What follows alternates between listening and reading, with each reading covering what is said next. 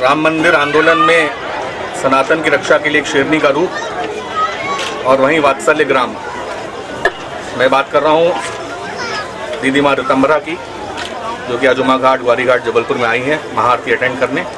आइए उनसे कुछ बात करते हैं। राम मंदिर बन चुका है, क्या महसूस कर रहे हैं? मैं समझती हूँ कि सनातन वो सत्ता है जिसमें जब चित्त निमज्जित होता है तो पूर्णता के बोझ से भरता है। हमारे साथ बहुत बड़ा अन्याय हुआ। पहले तो संघर्ष हमारी आज़ादी की लड़ाई का था। 1000 साल पहले हमारी राजनैतिक गुलामी, उसके बाद भी राजनैतिक सत्ता का हस्तांतरण हुआ, लेकिन भारत को भारत से जोड़ने का कोई प्रयत्न नहीं हुआ। हम दुनिया की नज़रों से स्वयं को देखते रहे। यद्यपि हम कोई आतिशबाजी तो नहीं है कि एकदम आसमान पे चढ़ेंगे और धूल धुआं बन के लोगों के सिरों पे गिर जाएंगे।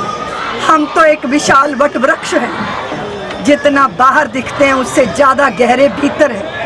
इतना अध्यात्म, इतना सौमनस्यता, सौहार्द, वसुदेव कुटुंबकम की भावना, ये सबके होने के बाद भी हम अपने ही घर में अपमानित हुए। पराभवी युगों के प्रतीकों के नीचे हमारे आराध्यों के जन्म स्थान दबे रहे। अब 500 साल की यात्रा के बाद जब हम इस जगह पहुंचे हैं तो वो निश्चित हो गया है कि हिंदू जाति जब संकल्प धारण करती है और कोई विकल्प सामने नहीं रखती तो वो संकल्प सिद्धि के द्वार तक पहुंचा देता है। निगरान आयोग, सीबीआई और तमाम चीज़ें आपने पेश की। एक राजनीति और आध्यात्म की दूरी के बीच में आप हमेशा रहे। उमा भारती जी आपके साथ रहे, विजया राजे सिंधिया जी आपके साथ रहे। आप राजनीतिक तरफ ना उन्मुख होकर आप धर्म की तरफ हो, क्या कहेंगे? देखिए, सबसे पहले तो राजनीति में नीति शब्द ही धर्म ने दिया है। धर्म से अपलावित राजनीति ही कल्याण करती है समाज का।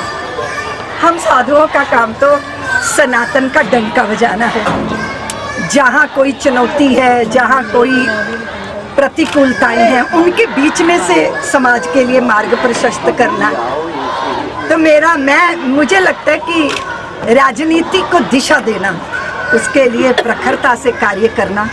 और मैं बहुत आनंदित हूँ जब देश के प्रधानमंत्री ने रामलला के पट जो है अनावृत किए। पूरा विश्व आनंद में डूब गया। ये वर्षों पहले होना चाहिए था, लेकिन अब हुआ है। तो हम तो धर्म के संवाहक हैं, इसीलिए अपनी उसी भूमिका में हैं। प्रधानमंत्री मोदी जी को आपने रक्षा सूत्र बांधा है। आपके समाज में 2 आयाम दिखते हैं, एक हिंदू शेरनी और एक ममत्व। ये समीकरण कैसे बैलेंस होता है? मुझे लगता है कि क्रांति और करुणा एक साथ चलती है। क्रांति की कोख में करुणा होती है और करुणा के उत्कर्ष में क्रांति होती है। 2 प्रकल्प आपके सामने हैं। एक विराट हॉस्पिस ज्ञानेश्वरी दीदी चलाती हैं, ओंकार जी हैं, ओंकार दुबे महाआरती चला रहे हैं बहुत अखंडता के साथ। मतलब सर्दी हो, बरसात हो, जो कुछ हो, ये आरती चलती रहती है। क्या कहेंगे? ये दोनों उदाहरण ऐसे हैं जो सनातन की विधा को प्रकट करते हैं। कर्ता केवल परमेश्वर है, ना मैं कुछ हूँ ना तुम कुछ हो। उसने जिससे जो चाहा है, ओंकार जी को चुन लिया कि वो भगवती के चरणों में सारे समाज को एकत्रित करके उपासना आराधना में तन्मय कर दे।